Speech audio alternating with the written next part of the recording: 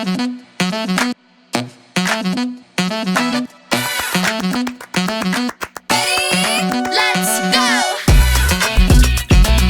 Yeah.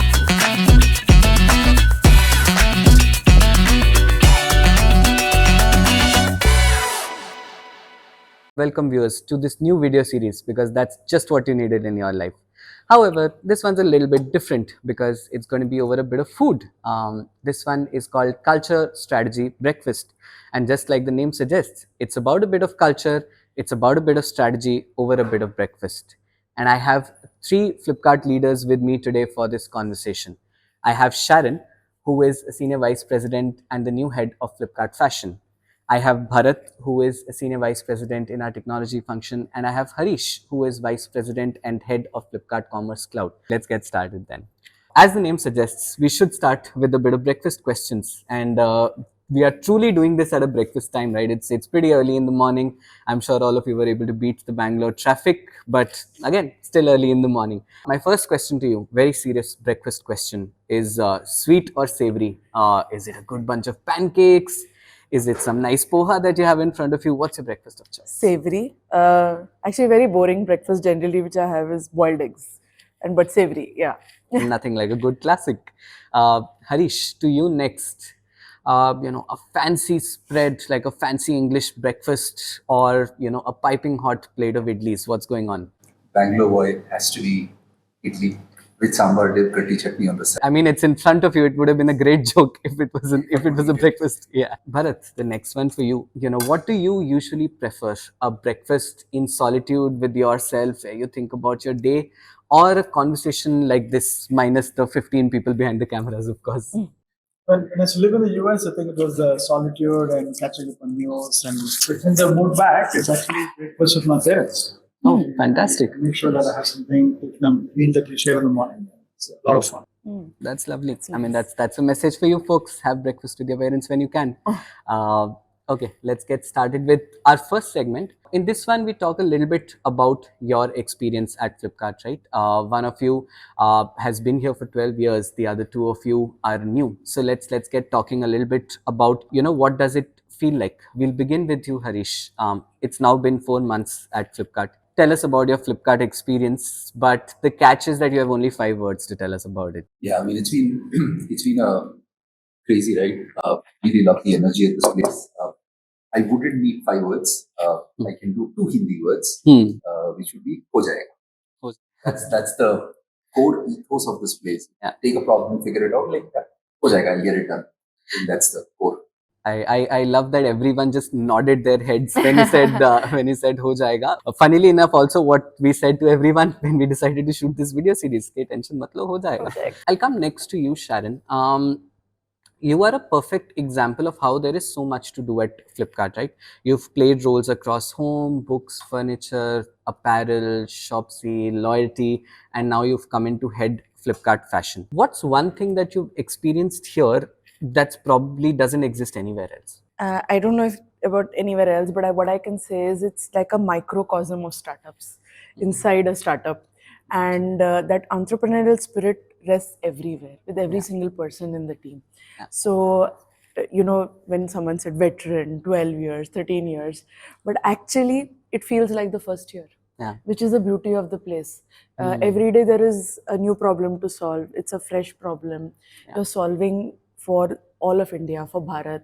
So that doesn't go away. Like when I came in, when I joined Flipkart, I had to tell my parents, e-commerce, what does that mean? Yeah. E-commerce was just starting up in the country. Absolutely. And, I was moving jobs, and it was a very interesting conversation. Flipkart, how are they going to build it? So I had imagined and painted it in front of them. Yeah.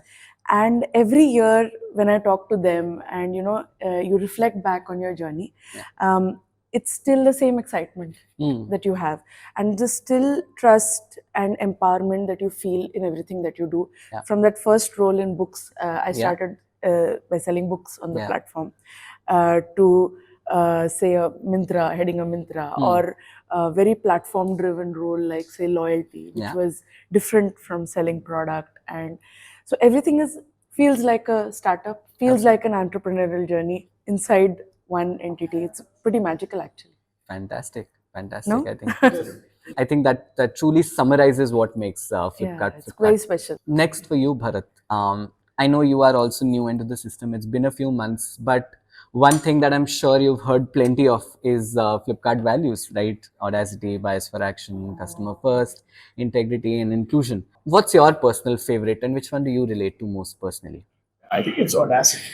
I think all of us have come from companies that exhibit many of the other values, but audacity has very different meanings here. One thing is what Harish was saying, like the ho jayega phase. We have other versions of it saying, "मिलके कर लेते हैं ना, we figure this out." Yeah, yeah, That figure this out extends lots of boundaries. yeah, And what I've seen is audacity permeates all the way down. yeah. Like recently, we had a very young engineer who came in and said, "We'll get this done Hmm. for 45 Yeah. Right? You don't see that in many companies. Yeah.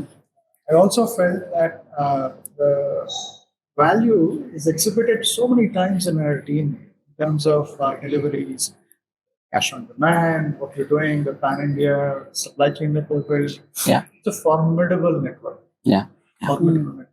We could not have done it if we were not willing to think way beyond our boundaries, but above our weight class. Yeah. Capacity for me sort of reflects all of that. I think that's a wonderful value and something I hope to sort of live up every day. I mean, in a lot of ways, this also reminds me of my personal experience with Flipkart. Right? I've also been here for 6 years now and been able to experience these things on a daily basis.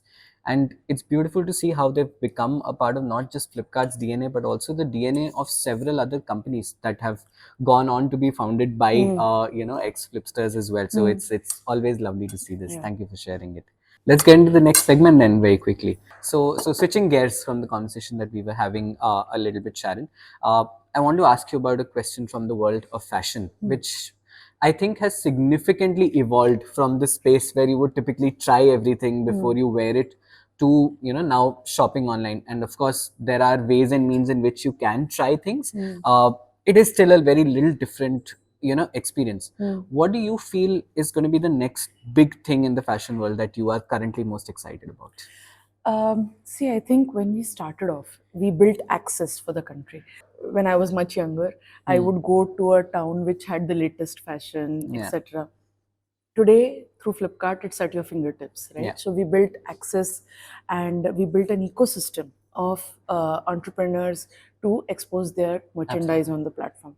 Now, I think for the consumer has become discerning in terms of trends, experiencing trends. And I think it's going to be technology led. So AI is going to play a big role, for example, or the network that we have on our supply chain side in the form of speed and really having it in the best fashion, very quickly curated through the platform and through using technology and AI, available at your doorstep very, very quickly through the formidable network that we have as well.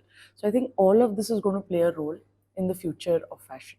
Absolutely, sounds exciting. I think you spoke about technology, so it bodes me to go to Bharat next, and very quickly ask you, Bharat.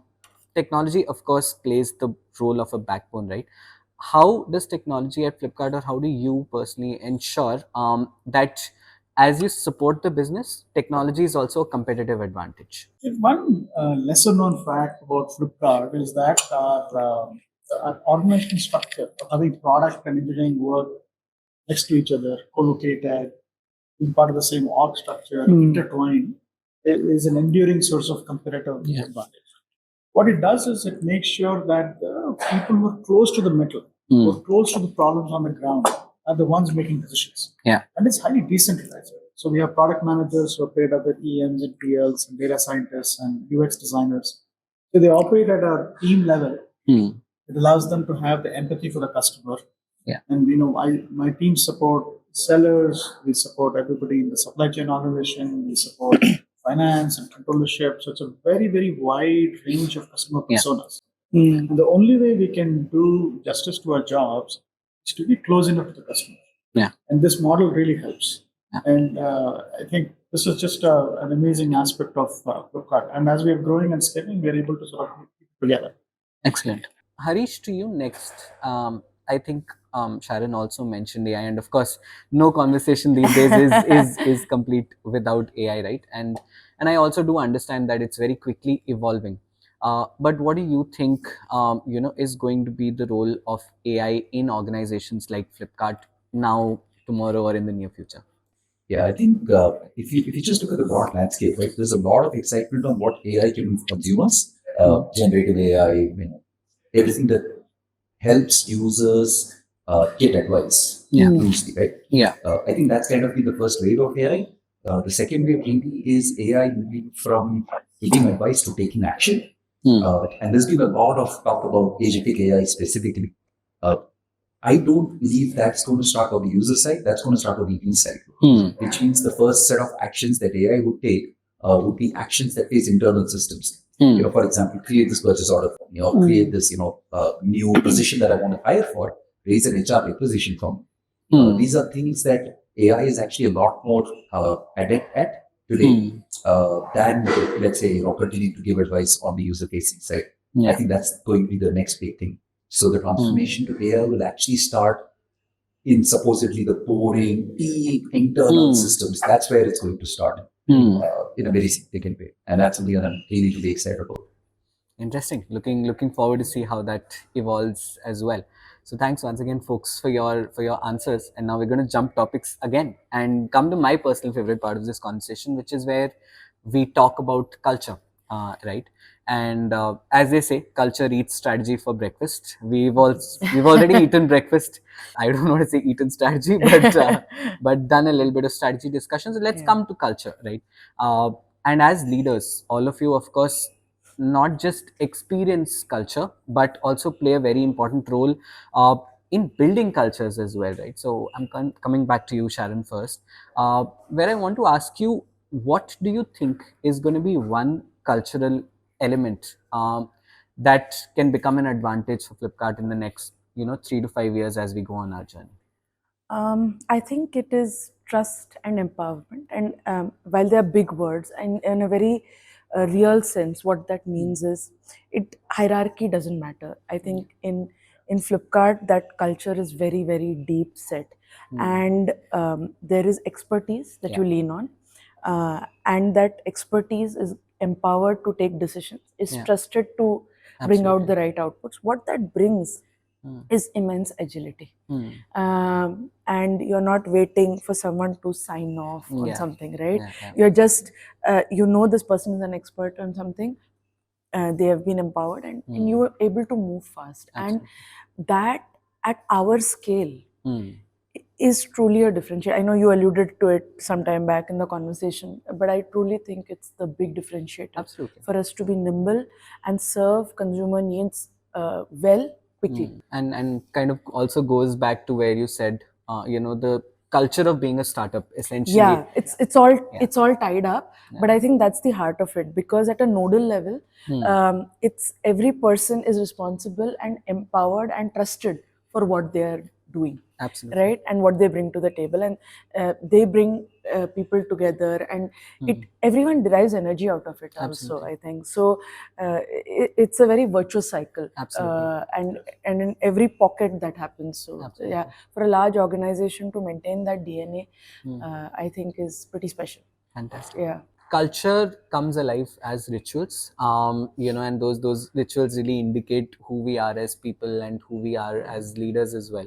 So Harish, I'm going to come to you and ask you about what's one unique ritual, that your team follows that you feel like is really different and really, gets the job done for you. So we actually move away from using remakes entirely, and there are really just two forms of communication within the team. It's either short messages, which goes to chat, or it's detailed thought, which goes into a document. And the document obviously adds a lot more weight. And this is a famous thing in general, which is this meeting should have been an email. Yeah. This email should have been a tweet, and the tweet should have been a retweet. Yeah. So there's a lot of focus on get your thoughts in order, put it in the document. It's enduring, it's durable. And it sort of is very, very thoughtful. Versus, hey, let's meet and let's discuss this. So we moved away from that. And who doesn't love knowing it? Absolutely.